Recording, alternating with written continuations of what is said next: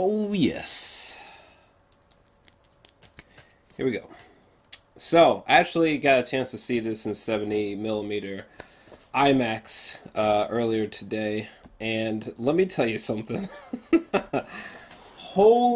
First off, this isn't my first 70mm IMAX screening, but seriously, looking at this fucking movie screen that looks like it's like 6 stories tall or whatever it is, it's something crazy. I know that this film is 106 minutes long, and honest to God, it just, like, there's over like 100 minutes of IMAX footage, and it is glorious. Like, from the opening moments to this film, where the flyers are kind of raining down, like, I just love that Christopher Nolan, like, right away jumped into the full aspect ratio for a great length of time. And seriously, seeing this moment right here as the first sequence was just unbelievable. Just like, seriously, like seeing that full IMAX screen completely filled, just how vibrant the colors were, the color palette, and just the clarity of the image is fucking incredible. I swear to God, I mean, with the exception of Interstellar, this would be Christopher Nolan's next best looking film. And I don't know, I'll have to put some more thought into it, but it might just be his best looking film so far in general. I mean, it is just impeccable, the clarity. Seriously, when this character was walking out onto this beach, like, oh my God, I was losing my mind on the clarity of the image. Like, it was so clear. There's so much image detail. Just all these textures, just seeing the grains of sand right here, and seeing all these extras all in the background, and realizing like they're all out there, and perhaps the ships in the background might be real too. I'm not really sure. That's another thing with this film, is that it was very difficult to tell at times when there was a practical effects shot and a CGI shot, because there had to have been CGI shots somewhere in this film. Granted, the imprint of CGI has got to be very small. I'm assuming that any CGI used in this film was for like probably some of the plane sequences. There had to have been some moments like when certain planes have been shot down and crash into the ocean, or probably CGI. But honestly, the practical effects in this film is extraordinary. Like, I had a hard time trying to find CGI moments. I mean, everything looks real as fuck. These dogfights are fucking glorious over the ocean. They're so beautifully captured, and it looks like it's like actually happening. Fucking Christopher Nolan's crazy fucking ass just strapped a fucking giant IMAX camera to the side of these fucking bitches, and it almost feels like there's a lot of like POV moments in this film, like here, where it almost feels like you're on the side of the plane trying to shoot down this plane. Following closely behind characters as they wander through extras, like on the ship sequence where, let me see if I can find it. This ship sequence where fucking that one, it's like nighttime and that one character's on the side of the ship, and you just see that fucking torpedo coming in like a fucking shark, or like Jaws or some shit, and water spurting out as this torpedo comes in and fucking nails this ship right here, and like everybody inside the ship is like eating the sandwiches with like the jelly on it or whatever. Oh my God, it just felt so real. I think, honest to God, just Christopher Nolan just made a big-ass set, just made a big-ass practical ship and just fucking blew it all the fuck, and just had extras on wires and just fucking yanked them and just actually sank that bitch. Like, oh my God, just the amount of things that looked practically done, is unbelievable. I mean, it just felt so real. Like, everything was so convincing. Every action set piece, or moment of turmoil, when attacks were coming in, just felt so authentic, and it's just the realism captured in this film is unbelievable. And this sequence here with the torpedo had to have been one of the scariest moments. Seriously, if I had seen that fucking torpedo coming towards me, I would have literally pissed my pants. Like, wow, this whole sequence was just unbelievably intense. And that's another thing. The intensity of this film. I mean, my favorite war film of all time for me is The Hurt Locker. For me personally, I love the film. It's a 10 out of 10. And prior to this film, The Hurt Locker was the most intense war movie that I've ever seen. But I think this might have to take the cake, because this movie is like 106-minute long action sequence. And any moments where there isn't gunfire or explosions, or someone's dying in a fucked up way, or someone's being bombed, if none of those moments are happening, we're treated to these really bleak, eerie fucking moments, For example, let me see. There's one sequence here where some of these main characters are just watching this soldier just give the fuck up. Like, literally, the soldier just gives up and just takes off his gear and just walks into the ocean. And you know that he walks into the ocean with the intent of not coming back. I don't think he was going for a nice brisk swim. Like, stuff like that is just haunting. The quiet moments in between the action set pieces are really eerie like that. And there's just a lot of haunting moments as well, and imagery that just kind of just burns into your skull, because it's not a very long movie, and it's very concise, but there's a lot in this small package, And for those of you who are like, man, I thought the movie was really long. Well, most of Christopher Nolan's movies are way, way longer. This is his 10th, number 10 film from Christopher Nolan. And this is for sure his shortest so far.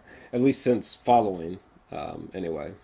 But, oh man, I'm always so all over the place with my reviews. This is another moment right here that was, there's no guns blazing, there's no planes screeching by, but like this moment here where they're trying to carry this guy on the stretcher was so fucking tense. That one moment where they get to like, they're carrying this guy across like a bridge, but there's like a gap in the bridge, and they got this one wooden plank, and somebody's like, just run.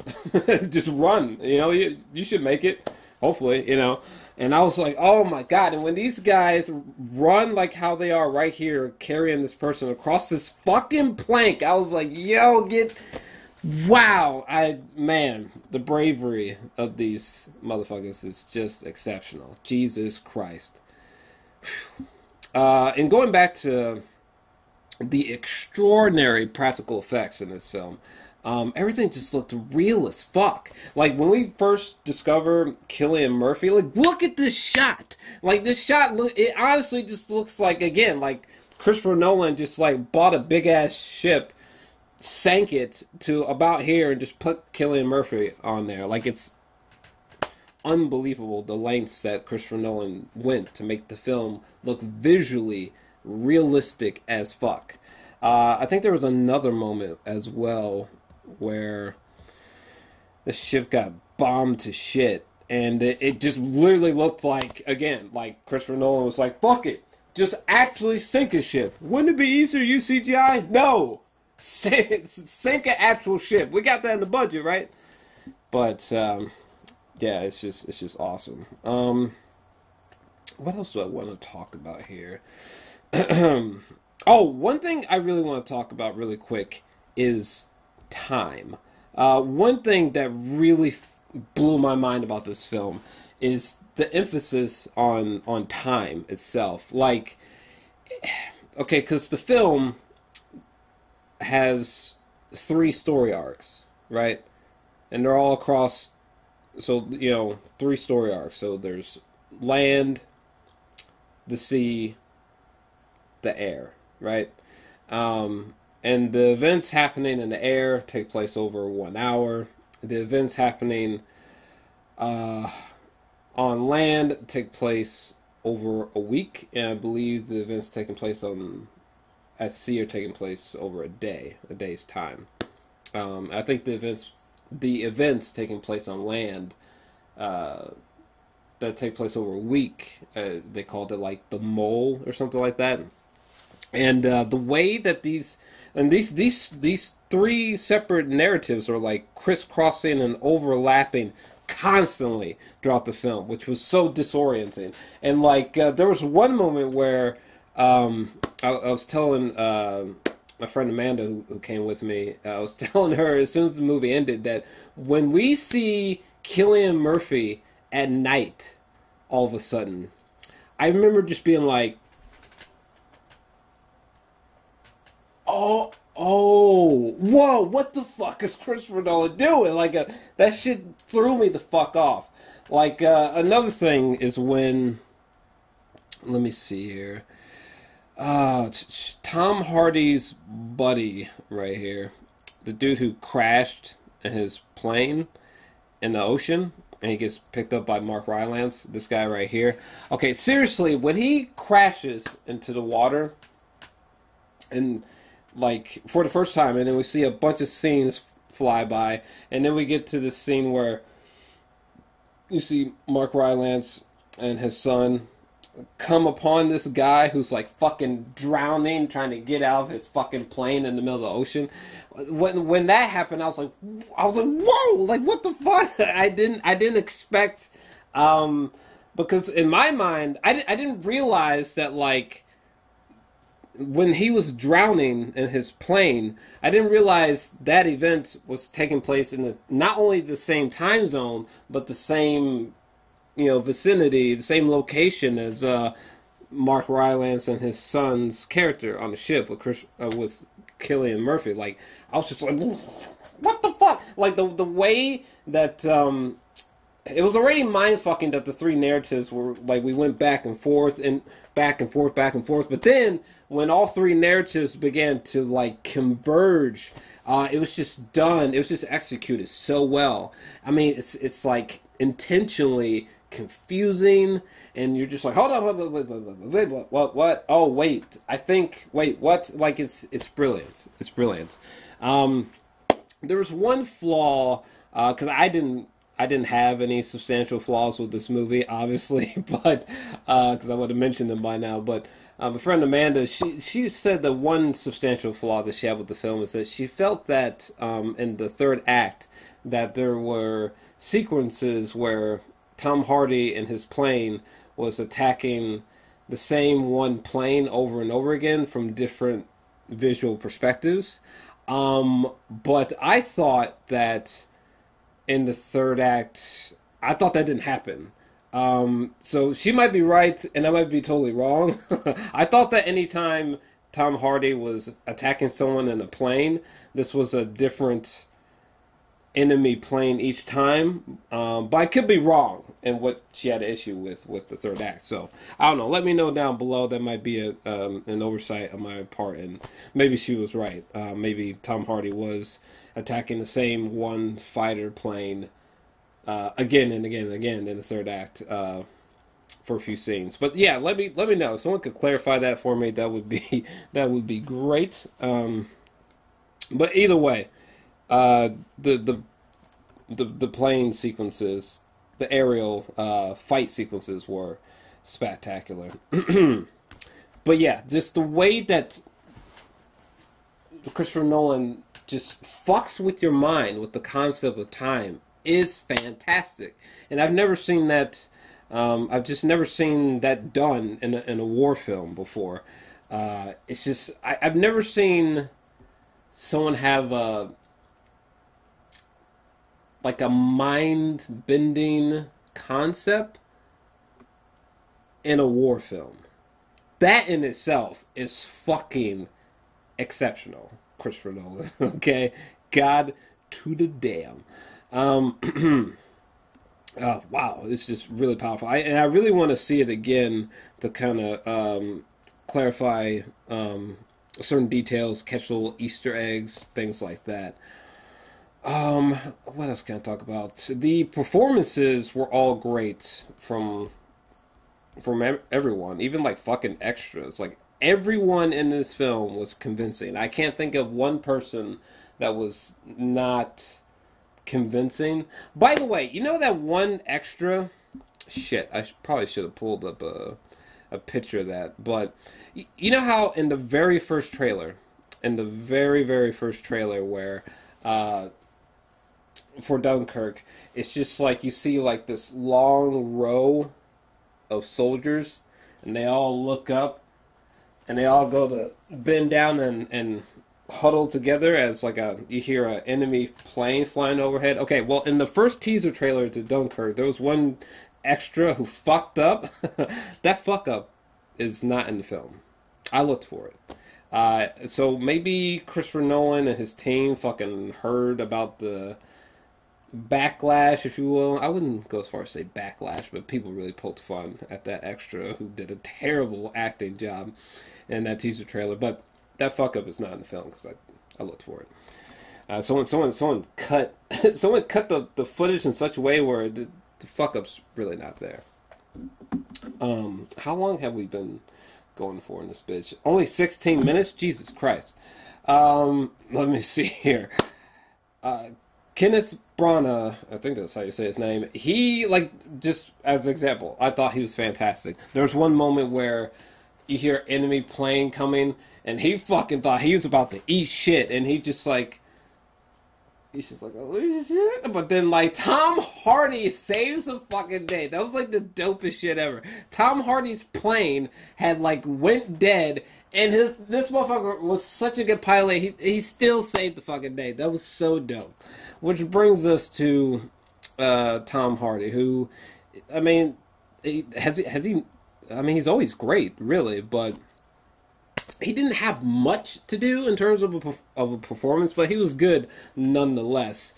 I had some slight, or I guess I still have some slight confusion about the last time that we see him, because we see him land and then he gets captured. I'm not exactly sure what the specific significance of that is supposed to be, especially with the lingering shots of his plane burning. But again, it's more reasons to research into the film, and adds to the replay value of the film. I actually look at. I know some people would disagree, but I like when I leave a film and some details aren't completely or wholly clear, because to me that's more of a reason to watch the film again. But no, Tom Hardy was great. Every time he was like checking like the fuel count, like I was just like, God damn, fuck. Like this is such a fucked up situation. And that probably brings me to Hans Zimmer and the sound design of this film. Holy fuck. This is Hans Zimmer at his most refined. The ticking clock that's constantly repeating in the background. These huge, swelling, just bombastic bass lines and sub bass that are just slamming into the speakers and into you. Like seriously, there were so many moments where like the instrumentals from Hans Zimmer would be literally like vibrating my seat. And the sound design is it's almost like the soundtrack and the sound design is meant to be suffocating and always unnerving you and making you uncomfortable and tense. And it's such an effective soundtrack. I think this is the first film this year where the soundtrack and the sound design are so apparent, and and they elevate the imagery so much. They make it so much more intense. Holy fuck! Anytime like people are just getting bombed to shit, like this sequence here on this bridge, and like you just hear Hans Zimmer's score just wailing in the background and just screaming in your ears, and it's incredible. It's incredible. Another thing that's incredible as well is that, like, I honestly can't think of a moment where I saw blood splatter or, you know, tear of blood roll down someone's. Like, I don't even remember seeing blood at all in the film. You know, it's incredible that this is a PG-13 film, and it feels so visceral with its violence. You know, but there's no blood, there's no gore, and my hat is off to Christopher Nolan. I mean, that is a true director. Okay, if you can make me fucking like wince and like I'm fucking like feeling uncomfortable and like I'm like, fuck, shit's getting intense, and there's no blood and there's no gore, and this is a fucking war movie. And not only that, this is basically a 106-minute long action sequence. I mean, that's a genius behind the camera, in my fucking opinion. Holy shit. I know a lot of people are gonna really scoff at this film because there's not a lot of... I mean, there's really no character backstories, not substantially speaking. There's very, very little dialogue. I mean, the movie, if you took out like just paragraphs of dialogue that from this film, from the finished film, you would almost have a silent film. Like it's there's very little dialogue. There's one brilliant moment where this character he's trying to like use the bathroom on a beach, and he sees someone burying a corpse, and he walks up to this person and with his body language kind of asks to get like a drink of water or something like that, and walks away. But it was just a brilliant moment because words weren't needed, you know. And sometimes words really aren't needed, you know. Sometimes you don't need, you know, 7-page monologues, you know. You know, sometimes less is more, and this film proves that point beautifully, I thought. Let's see. Let's talk about this motherfucker, Harry Styles. Okay? Because, look, I'll be honest with you. Prior to the very first teaser trailer prior to the very first teaser trailer to Dunkirk, I had never heard of Harry Styles in my entire life. I'm not saying that to like sound cool or like to be. I'm just being for real with you. I don't listen to One Direction. If you thought I did, I don't, motherfucker. So I'm sorry to disappoint. But yeah, I never heard of him. So honestly, walking into this film, Harry Styles was still just some guy that apparently is really fucking popular. Which I'm glad I went there with that perspective, because I'm glad I didn't really walk into this film sort of like, oh, I'm going to see this big pop star act. Why the fuck did Christopher Nolan? Like, no. To me, he's just some guy, you know. And I'm telling you right now, Harry, I thought he did a great fucking job. I thought he did a great job. The sequence where all three of these guys are in that ship, and someone's just like shooting shots into the ship, and the ship is filling up with water. First off, that ship was so fucking intense. And then when fucking, what was it? It was like, oh yeah, Harry. He's like trying to get the French guy to get off the ship. That, like, Harry's acting was so on point there. I thought he did a great job on some real shit. Did a great job in this film. Anyone who says differently is being a fucking dick, and they couldn't do better, you know. So fuck off. No, Harry I thought he did a fantastic job. And God, there was one great moment where that I think I might have mentioned this maybe, but that one Tom Hardy's buddy who crashed in the ocean, and he was trying to break out a plane, and like he was drowning, and the way that they cut from that sequence back to I think it was the soldiers in this ship that was filling up, like the way that it cut back to that, like it was just ratcheting. No. What's the word I was trying to say? Well, it was just really tightening up the suspense, the tension. I was losing the word I was gonna say, but you know what I mean. It was tightening up the intensity, and it's just intensity was used perfectly in this film. Jesus Christ, is there anything else that I'm particularly missing? This might be Christopher Nolan's first humorless film, or first one in a long fucking time. God damn. I'm just running through the cast list. Jesus Christ. I mean, this track record of Christopher Nolan since 1998. Following, I gave it 8 out of 10. Memento, I gave it 10 out of 10.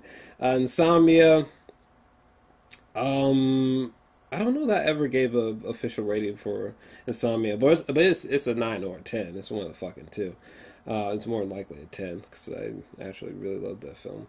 But I just never really officially gave it a rating. Batman Begins, The Prestige, The Dark Knight, Inception, The Dark Knight Rises, Interstellar. Those are all 10 out of 10s to me. And honest to God, there were just so many. I was just blown the fuck away by this. Like, there was one scene where it was just simply these soldiers just walking on a beach, and there was like this lime green light being cast down from the sky, and it just looks so gorgeous. The fucking cinematography is just beautiful looking, so haunting in this film. By the way, I'm not gonna pretend like I know everything, because I don't. And one thing I don't know is what is up with this flubber shit here that was on the beach. That wasn't clear to me. I don't know. I've never been to the fucking ocean. It's crazy, I know, but never been to the ocean. So what the fuck was that, like, foamy shit on the beach? If someone could let me know, because I have no idea. Sorry if the answer is obvious, but I don't know what it is, because I've never seen something like that before. And one thing that I was saying before, like, again, when, you know, there's not guns ablazing, fires and all that shit, there's always just like these little quiet haunting moments, like this moment here where these dead bodies are just drifting in, and this one soldier reaches out and like pushes the corpse away. Man, this is also one of the first war movies I've seen in a long time where I was thinking, like, fuck, like, what would I do? How would I react in that situation? You know what I mean? I mean, I just can't imagine. I can't imagine that level of terror, you know? On some real shit. Like the opening to this film, holy shit. Like, where is it? I think I have a picture of, yeah, the opening to this film where he's just walking with like a crew, and just out of fuck nowhere, just gunshots, just bam, bam, bam, come on. No, I flinched so hard. I was like, oh shit, what the fuck, you know? And I remember like he like runs over a fence, and like he's trying to cock his gun, and fucking bullets are like just like ripping through like this part of the fence to his left. And holy man, in many ways, honestly, this might be the first great horror film of the year. Like, it really is like a horror film. It's almost not a war film. It's like a horror film. And I just thought this film was so just not only terrifying, but intellectually deep. And you know, how it plays with time, you know, there's definitely some philosophical depths that and meanings that you could plug plucked from this film as well. Like, holy shit, you could probably teach a course on how Christopher Nolan plays with time in this film. And one thing that I wanted to mention as well is that there was one moment that it was starting to feel like the fucking Shining for a second. Let me see here. With oh, by the way, a really fine performance from Mark Rylance here. But there's a sequence where they fucking lock up Killian Murphy on the ship, and then when Killian Murphy gets out, and he's like, "Turn the boat around! Turn it around!" And fucking Killian Murphy freaks out for a second. For a moment, like, Christopher Nolan went The Shining on me, like Jack Nicholson crazy on me for a second, because I was like, yo, I don't know how far, like Killian Murphy is gonna go. I don't know if he's about to just fucking slaughter everyone on the ship. That sequence was so fucking intense. Jesus Christ. I was almost having a heart attack. I was like, I really don't know what I want to happen here. Like, oh man. There's just so many, like, just deep moments here. Like the final voiceover at the end of the film. Or, you know, when Harry Styles, when his character, by the way, am I fucking up his name? Because I was saying Harry Knowles before, but that's like a totally different person. Let me make sure I'm not fucking this up. Harry Styles, okay. Handsome fuck, ain't he? But fuck was I saying? Oh yeah, Harry Styles. What the hell was I saying? I think I was saying, oh, when Harry Styles, when he was like, well, we didn't do anything. We just survived. And that blind man said that was, you know, that was enough. I was like, damn, that... Personally, I'm feeling a 10 out of 10. I'm going 10. I'm going 10 out of 10. I honest to God don't have any substantial flaws with this film at all. I just don't. I was just floored by this film. You know, it's like, it's not too long. You know, so in a way, it's almost like a bite-sized film. It's easily digestible. It's so hard-hitting. It's very emotionally powerful, despite the fact that the characters are pretty much completely stripped of backstories, but, like, you know, the situation is the biggest character of the film. You know what I mean? The situation is enough. You know? Holy shit. Yeah, I think this is a masterpiece from Christopher Nolan. I really do. This is like the first, because when I first heard about this film, I was like, Christopher Nolan wants to make a World War II film. Okay, really, like another World War II film. Okay, and like, though I liked the trailers, there was nothing about the trailers that really made me go whoa, like the trailers to Interstellar. So I was like, I'm gonna put my faith in him because, you know, he's my favorite living director. You know, and God, I gotta tell you, the disconnect was that this is something to be seen in 70mm IMAX. That's what the disconnect is. There's no trailer that I've seen that conveys the sharpness of the color palette or the clarity of the image when you see it on that big ass fucking screen and you're hearing the extraordinary music and sound design to surround sound. Like, that's what the disconnect was. That's why I didn't have any excitement. Because you know what? Like, another thing, like the Star Wars, The Last Jedi. I saw the trailer right before this in IMAX, and it was like watching it for the first time. I was like, holy fuck! Like, hearing the music just abnormally loud, and my seat's shaking, and seeing fucking Ray and you know, Mark Hamill just fucking huge across the screen. Like, I was like, oh my God, like, why? Oh, that's what the disconnect was. That's why I wasn't that blown away by the trailers, because the best representation of this film is on that IMAX screen, or on the biggest fucking screen you can find, okay? just an exceptional film. I'm going 10 out of 10. I love the film. Christopher Nolan, I mean, the son of a bitch is just... I mean, even my friend, who's not, in my opinion, easily swayed by Christopher Nolan, I mean, even she gave it a 9 out of 10. And though she didn't have many, but she had, you know, 2 or 3, you know, substantial flaws with the film, and she even gave it a 9 out of 10. For fuck's sake. I mean, Christopher Nolan is on one. The dude is just a beast.